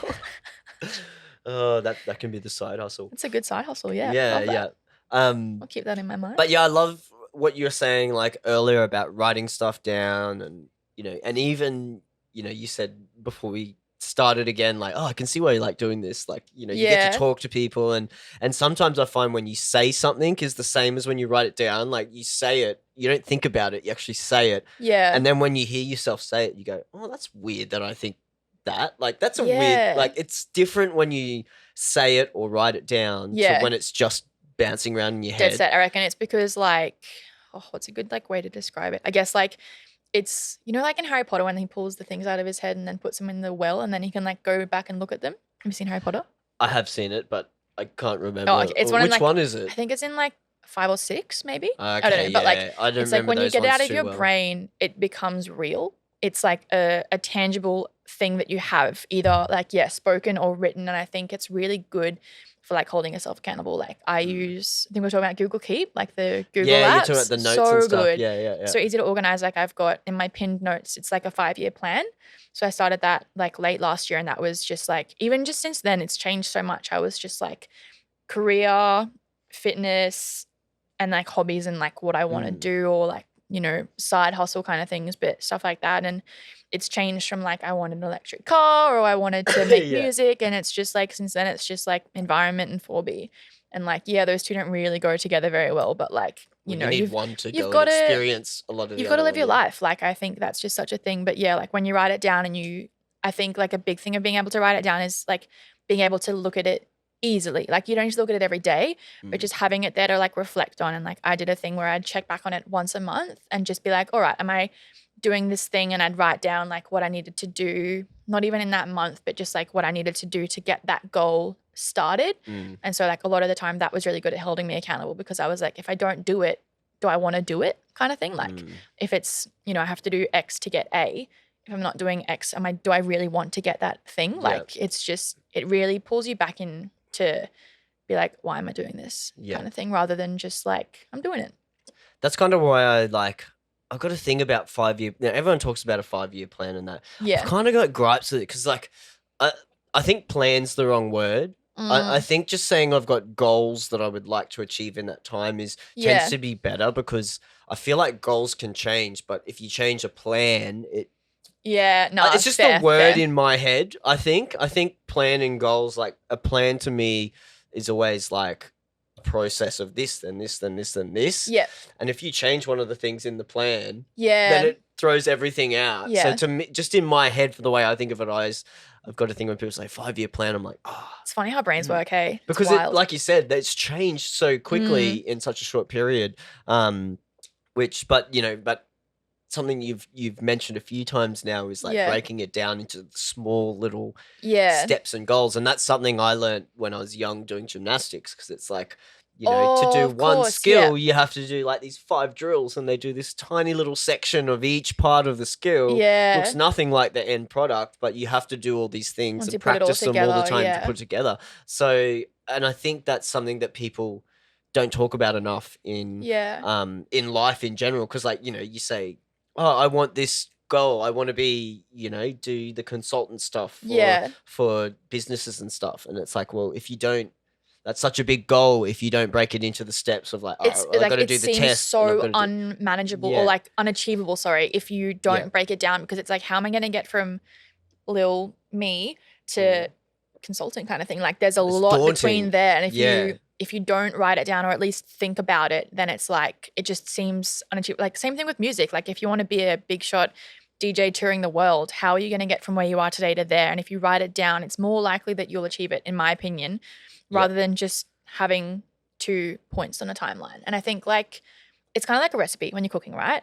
It's like you have your garlic and your onion and your whatever else you use in it, and then you get the final product. And it's like, if you don't have those ingredients, you're not going to have a good recipe. It's like, and you've got to cook it the right way then too. Like, there's the steps, the ingredients and the steps. Like, it should be, I might call it a 5-year recipe for a 5-year recipe. A tasty life. I like that. That's so good. A 5-year recipe for a tasty life. That sounds like a good book title. I might do that. That does sound. It's a cookbook on life. I won't buy the physical book, but I'll listen to the audiobook. Yeah, all right. Are you going to narrate it? I might, yeah.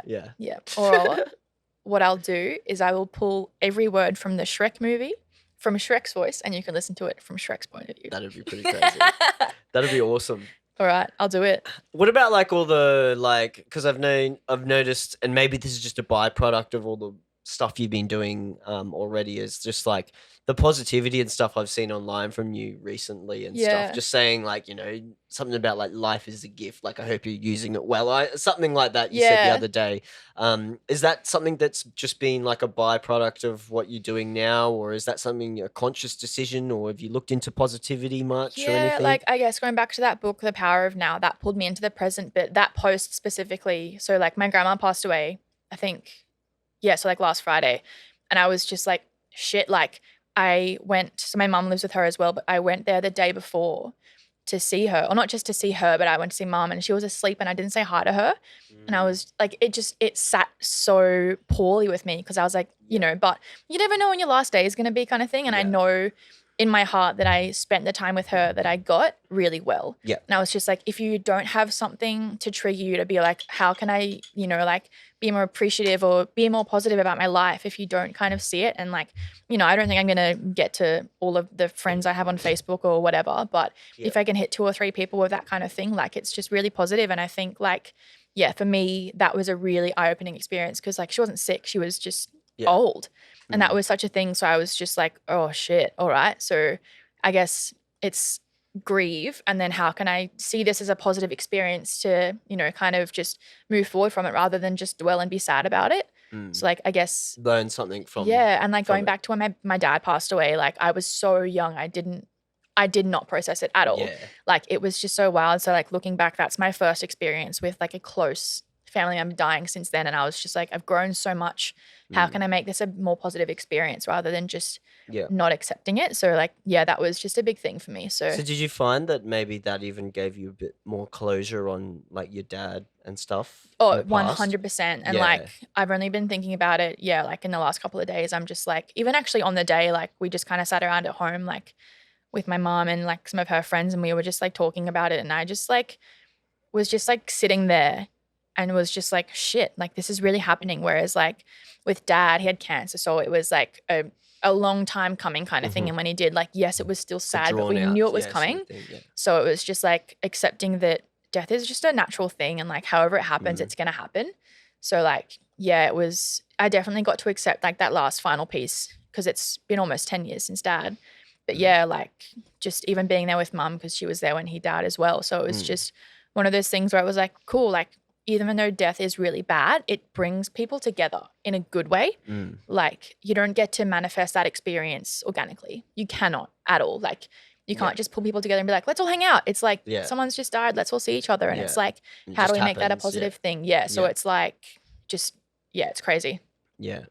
Yeah, it's interesting. There's something earlier that you spoke about, and I can't remember what it was, and it was about something like with an end and stuff. And I don't know if you've ever seen the show on Netflix called The Good Place. Or is that with Kristen Bell? She's yeah, I think so. And she's talking to like God. Yeah. Yeah, I think I watched an episode and I just didn't fuck with it. So it's like a really stupid, like satirical cheesy, kind corny, satirical sort of thing, but the very end of it, the message like is like so philosophical and huge shit. that like it just but it's so the whole show's so wacky, and so it's one of those shows that I just put on and like listen sort in the of background. watch. Yeah, and like on my phone doing stuff and just have it there. But like the stuff at the end that happened, I was just like, oh, that's such a huge philosophical. Yeah, I don't want to give it away for everyone who hasn't seen keep it, but a secret. yeah, it's interesting, you know, like the whole thing of like everything needs an end. Yeah, you know, like nothing and is like really even going back great. to whole like if humans could live forever, I still don't think they should because we need to die, and like again, not in a negative way, just in a positive way. Like, you know, my granny, 96, she was healthy as a button kind of thing. Like nothing wrong with her. She just died. Like, and that's what I want. Like even you could tell that she was ready to go, but you know that she had lived her life. Like every physical, mental, whatever way you can think of, it was done. And I was just like, I guess like that in like very recent light has just kind of given me a push again to just be like, all right, how can I get to that when I'm older? How can I live my life between now and then to, you know, appreciate every day? Coming back to that book I read about, you know, being present, like do that, be able to accept what's going on around me right now, and then be able to look forward to the future. And when that future time comes again, be able to accept it and enjoy it and live it. And I just, I think that not enough people do that, but it's like, again, you can't just tell people to live their life. Like if they don't want to do it, they're not going to do it. Yeah. So it's just. You've got one job. Look after yourself. One job. Yeah. So. Yeah. I've always, you know, because for me, like a big turning point for self-development stuff was choosing to be positive about everything. Yeah. And see the good in things and reframe things to make them be positive. And there was a few years ago while I was like super vocal about it. Yeah. I was like, yes, let's get it like on Facebook for, you know, like positive energy. You like shared one of those things recently? Yeah. And just like, let's get it. Like, you know, like you can like, we've got this positive, you know, like it was used to be my thing. And I don't do it as much anymore because I know A, it annoys a lot of people, but B, it's so ingrained into me now that I don't have to tell myself. Yeah. Whereas back then I used to have to go positive, you know, like, yes, we're positive. Like, this is going to be like, awesome. Back then you were doing it for yourself and for the people, whereas now you're just doing it for the people. Well, no, now I'm not as vocal now as I used to be. But like when you do it, it's yeah, but I used to be like all the time, like I used to be really positive, like online and everything. Yeah. Like, yes, let's get today, let's smash today, you know, that kind of thing. Like, and I still feel that way, but I don't.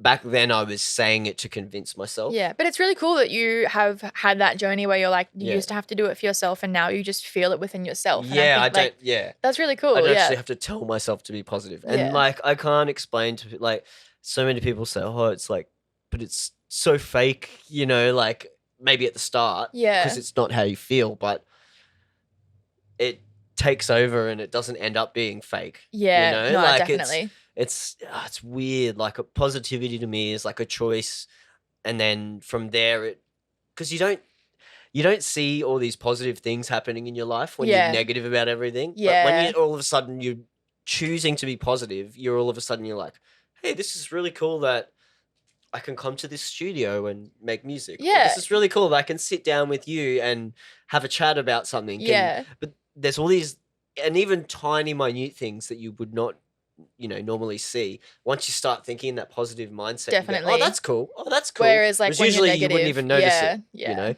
yeah. So that's something that, like I've over the years like worked in. That's like a huge thing. Yeah, for, I guess it goes back to that saying like the silver lining kind of thing. Like Yeah. everything can be made positive. Like Yeah. even like with my grandma passing away, like, yeah, it's really sad, but she's happy now. Like, it's no more of this BS COVID shit, like, and that I think like that happening for me, like even just talking today, it's made me realize that that's probably going to be like a turning point in my life because I was pretty close with her. So like just being able to be positive about a bad thing, like it's just one of those things you just can't let yourself see it negatively. You have to just be like, all right, cool, it's happened. How can we see this in a good light? How can we be okay with this? Like moving forward rather than staying in the mud. And I think like it's just wild. I've had this weird feeling over the last few years when like my great grandma died and then my great granddad died and then my granddad's just died this year. Yeah.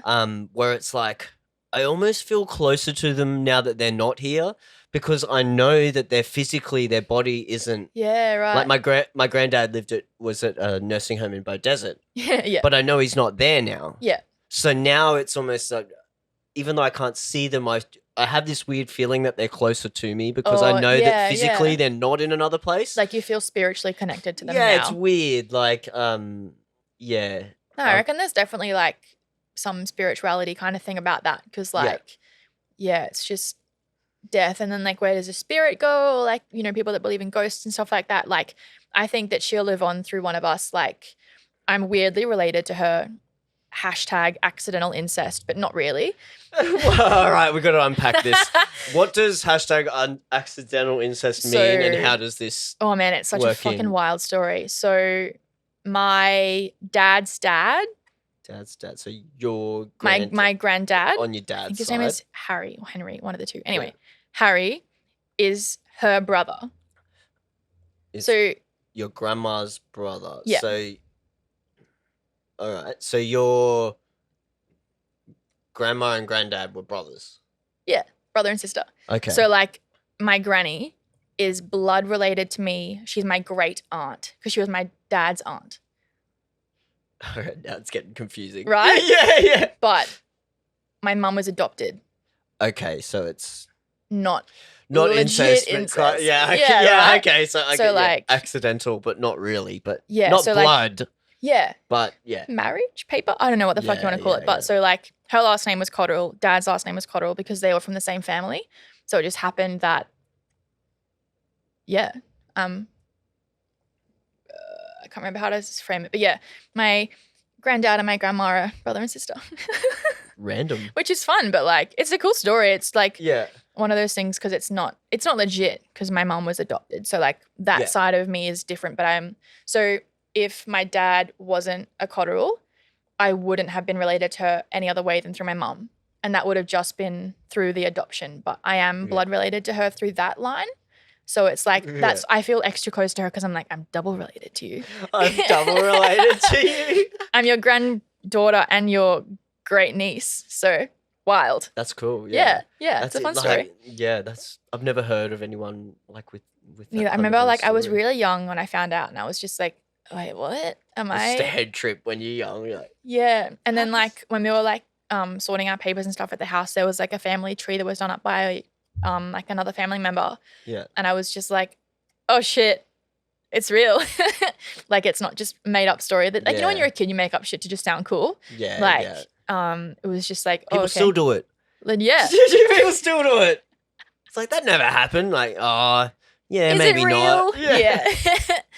So yeah, that's fun. But like, yeah, just like with her passing away, like I was just like really like, all right, like family kind of thing. So just feel, same with you and your granddad, like just feeling closer to her now that she's not here rather than. Because they're not at another place. So you're like. You're always with me. They could be here. You know what I mean? Like, yeah. like they could oh be God, here. I hope there's some places that she's not with me. Yeah. Sorry, Granny. That's hilarious. Sorry, Grandma. Yeah, lol.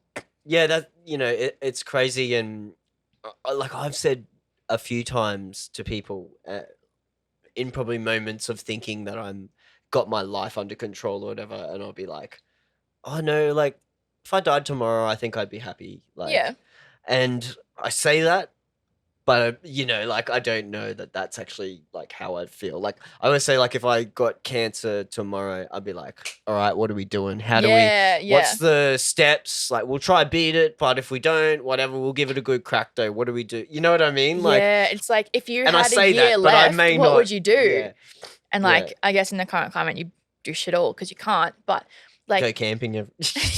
Just camp move, for the next year. Move into a little hut in the middle of the bush or something. Yeah, that'd be Basically sick. camp 24/7. Yeah, like that's so wild. Like if you had a year left to live, like I guess all of the undone things that you haven't been able to do yet, and it's just like, what would you do?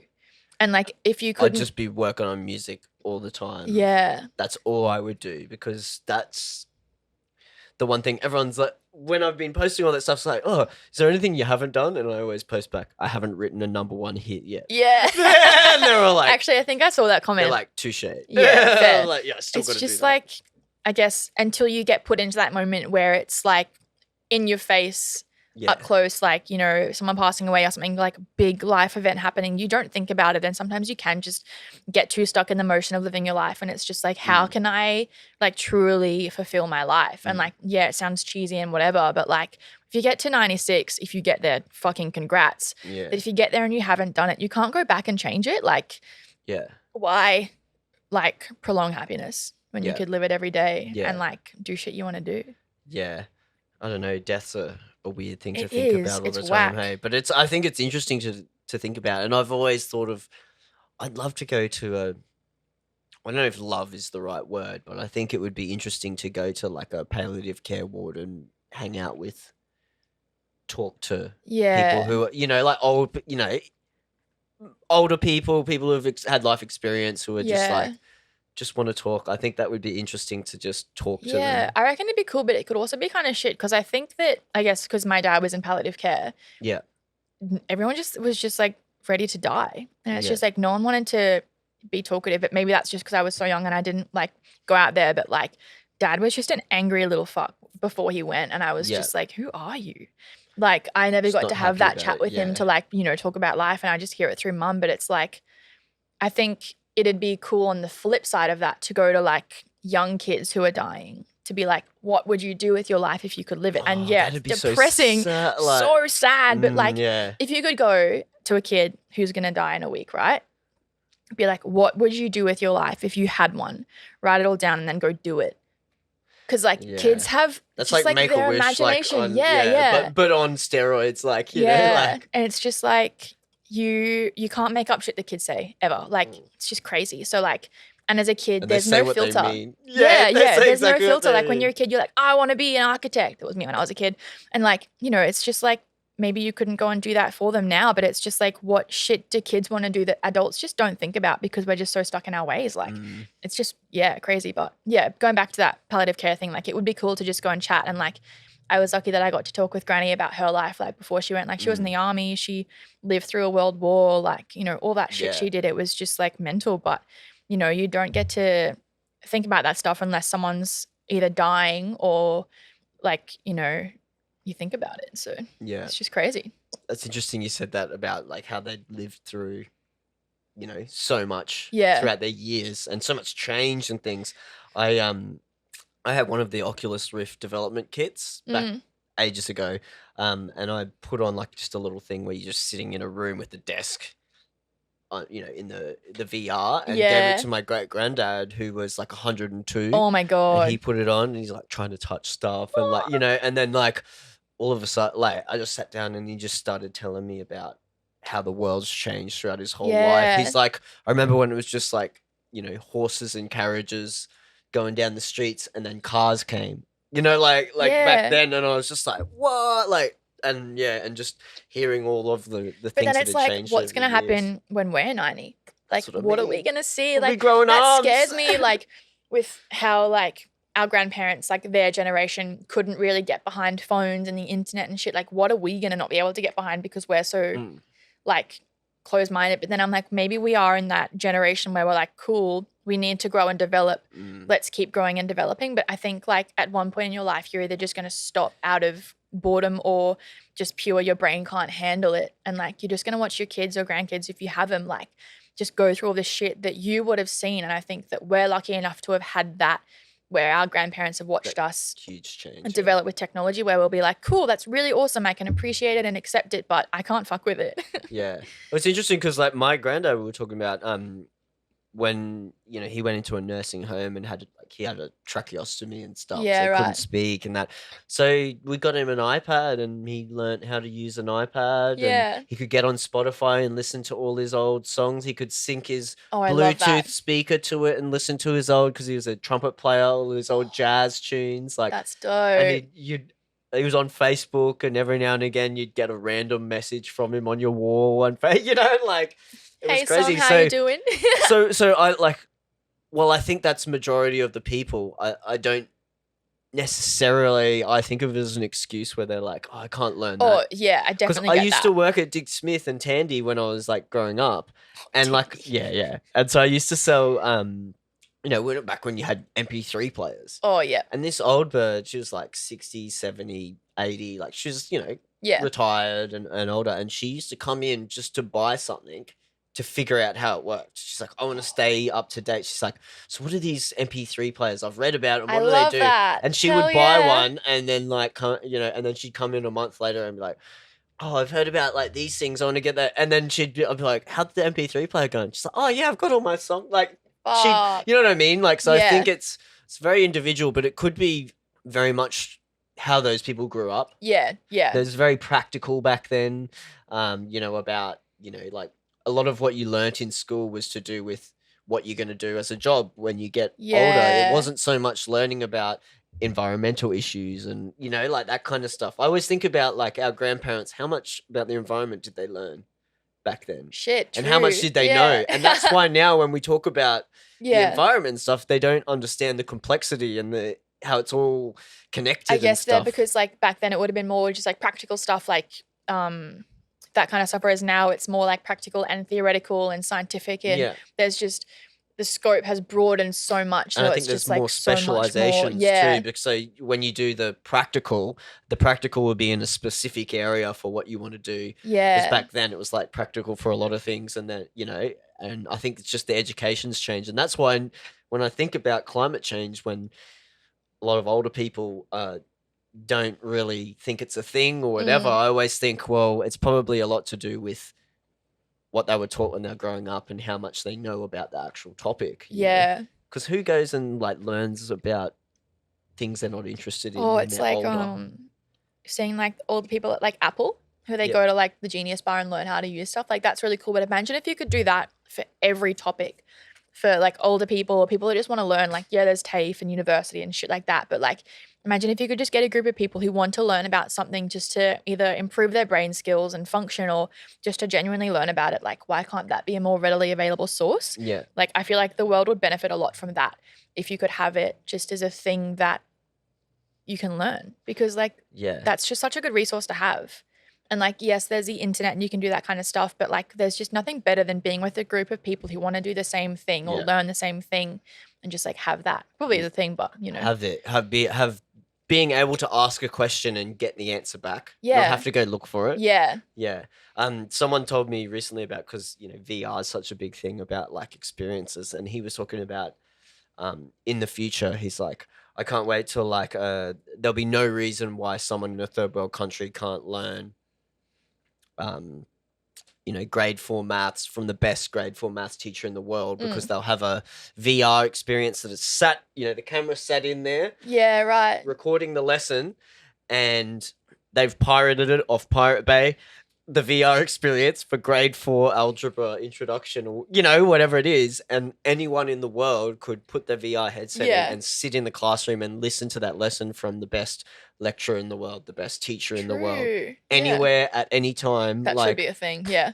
That's incredible. And it doesn't it doesn't even have to be VR. It could just be video. Yeah. Like yeah, but, VR just makes it more immersive. Like, definitely. And like you'd be more willing to kind of learn about it rather than just watching a video and being like bored. yeah.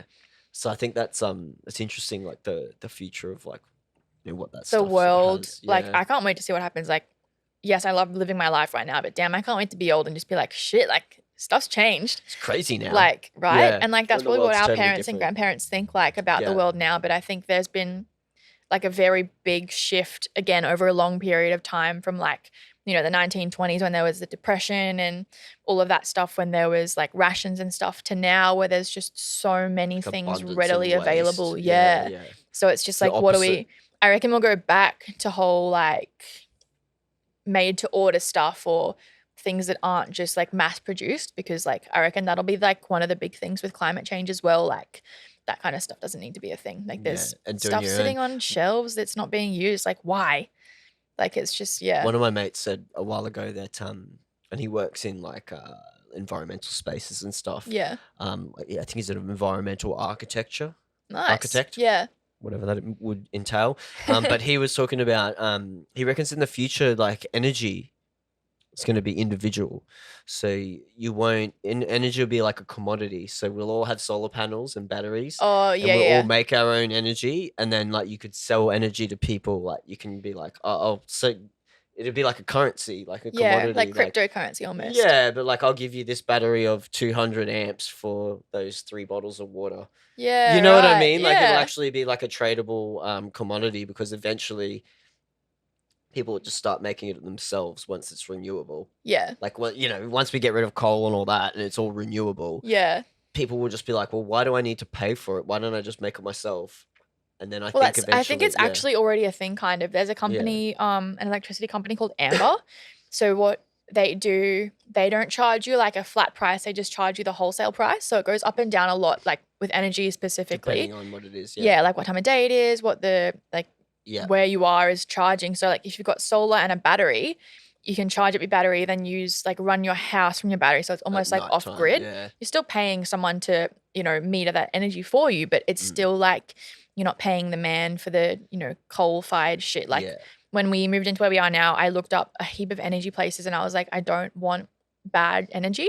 It's like where we have our energy from, they only use renewable sources, and you can pay more to like put money back into the grid that promotes green energy. So I think like shifting forwards, it's really cool. We pay cool. the extra whatever the levy is that's Yeah. on top. That it's not so much that the energy comes from the renewable resource, but it means that the money that you pay extra goes into funding the renewable resources. It's really cool. So it like might come, our energy right now might be coming from a coal plant, or it could be coming from a solar or whatever. But the fact extra that you money can we put that money pay in gets reinvested back into the and I think that's really cool. Like renewable just that industries. people have those brains that can, function that way to bring those more innovative ways into life. Like it makes me hopeful for the future, but I also sometimes get scared because there's always on the other side of that coin is people like, let's Trying to put do more the opposite. coal or stuff like that. And it's like, do we really need it?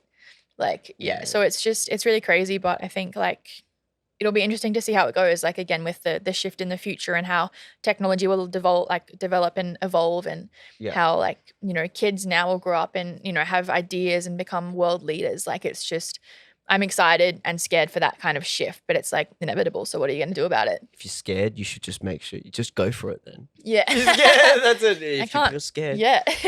Yeah, that's it. We're all going to be living into this future, so it's going to be interesting what comes, especially just out of COVID.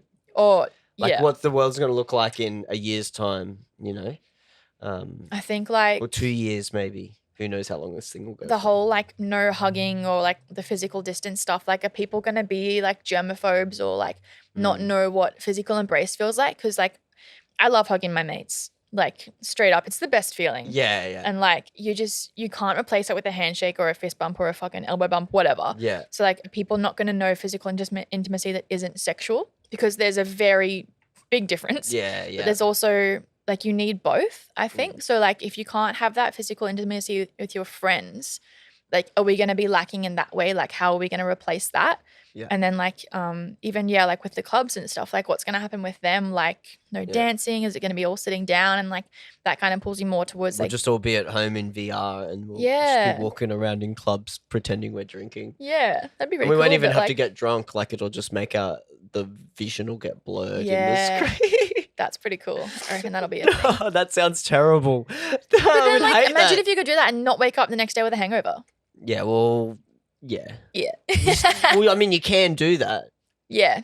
Just don't drink. Yeah. But hey, can't really talk. Drinking's good for the soul, right? So, well, drinking's great for creativity. Yes. I did a collab with Art Supplies. We started on Tuesday, 2 days Nice. ago, Yeah. and I was like, it was like 10 in the morning, like it was early, and I was like, I've got 2 beers. Do you want a beer? Like, so you can just like, get it. I was like, we won't have like 10 beers. Like, we'll just have like Oh, yeah. 1 or 2 Yeah. beers. We only had 2 beers. He had to drive, so Right. Yeah. I might have had a couple more, but no. We only had like 1 or 2 beers. Yeah. But that's great for like creativity, I feel, yeah. and stuff. But like once you have like 4 or 5, then you can definitely You go just- too far. But Yeah. it's definitely good for a bit of creativity. But isn't it weird like that you need that juice to make you go But flow? I don't need it. Yeah. But it just yeah, puts sorry, me in a not need different it, but it's just headspace. like Yeah. it kind of helps unleash your inhibitions. Yeah, it's interesting. Like yeah. that song. What's it called? I don't know. The Yeah, only yeah. song I hear people talking about these days is WAP. But yeah, to be honest, I don't think I've even heard it. I don't even know what it sounds like. I heard it on Triple J for the Oh, it first was on time, and Triple I was J. like, "What the fuck?" I was just driving home, and I was so shook because it's just like I understand that it's a really good kind of like female empowering song, and like men rappers talk about that kind of All like that sexual kind of stuff, but it's yeah. just like I don't know how I feel about it. Hey, it's just like super in your face, and I'm like, surely there's a better way you can go about this. But also like, congrats to those like females that do all this stuff. I just feel like some people can just like get a bit too antsy about things these days, and it's just like.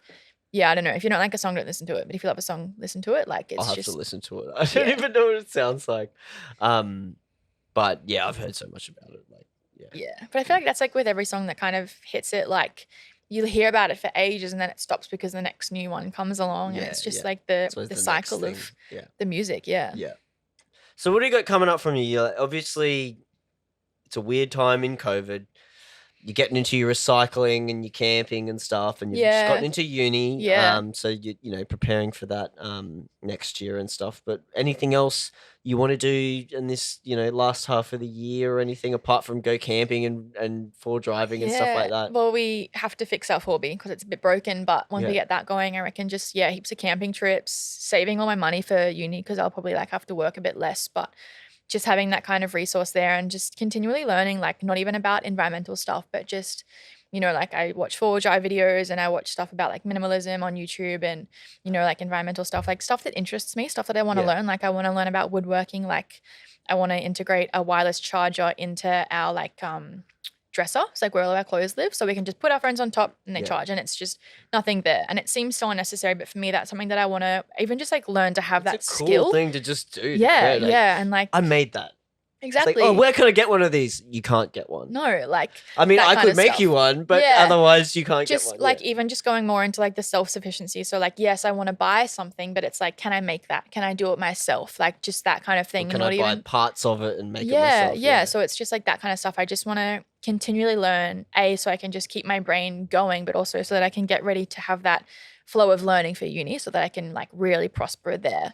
And just like just continue getting fit. Like this sounds really lame, but I was hanging with the fam, we were doing push-ups and like I was lifting up a nephew. He'd like run around the corner, I'd pick him up, lay down and like push him up, and then they were like, oh, like do some push-ups, and I was like, I can't. But like it seems like I'm strong, but I'm not. So like that for me, like by Christmas time, I'm gonna do push-ups. You're gonna do push-ups. So like just that thing, and I've got like a thing going with a friend. We're gonna do push-ups together because like just like seems silly, but it's just like a fun little motivational thing to keep you going. So like a little goal. A little goal. Yeah. Yeah. So just like fitness, for driving, camping, learning, and I like think that's money as well. But money makes the world go around for now.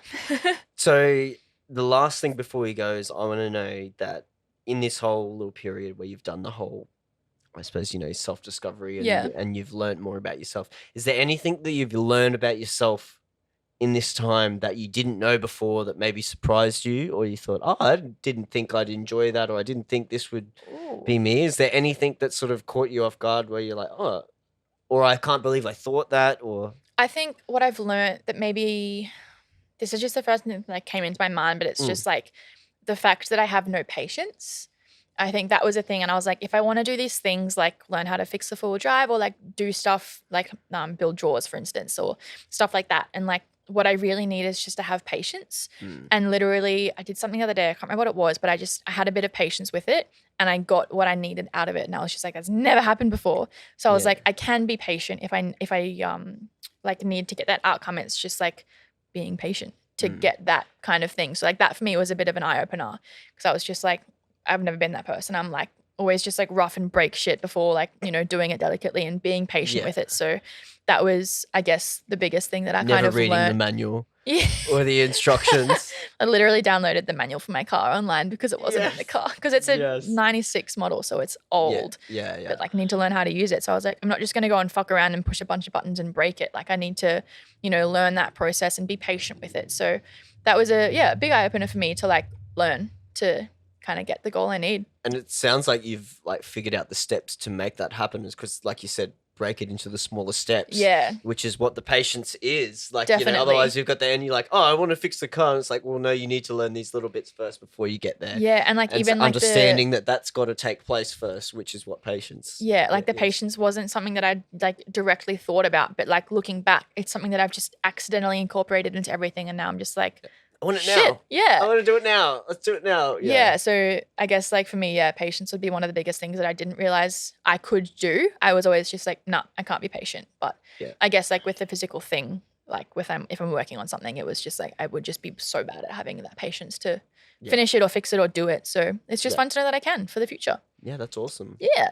Oh, well, thanks for coming in for a chat. Thanks for having me. It's been a blast. Yeah, so many people, you know, finish the podcast and say, "Oh, that was really fun!" Like, and it's like, yeah, I get to do it every week, and it's almost like, I mean, I don't know too many times where you get to sit down with someone and talk one on one with no distractions, no phones or anything for an hour, hour and a half. It's quite rare, really, these days. Yeah, and I feel like you've definitely got to be with the right person as well. Like, it's so hard to just do that, and I'm like really glad that you have this platform for people to go out and like talk about whatever they want. Like, you know, I was a bit nervous about coming on because of the music thing, but I was just like, it's just really cool to experience it. It's literally just sitting down and having a chat with a beer, like whatever. That's it's what literally it's all called. it is. It's But, like we you go just on don't think tangents about it. and Yeah, like talk I about just other like stuff. I and really love that. So it's just Yeah. really cool to have that platform. So thanks for coming love that. on. It was a great chat. So Yahoo. everyone, you know, if you need someone who's a consultant in 4 or 5 years, maybe after uni, you know, I'll have to hit you up. So. Yeah, if you want some compost, I have some. Yeah, compost too. Get the compost. All right, cool. Thanks for coming in. And yeah, see you guys next episode. Bye.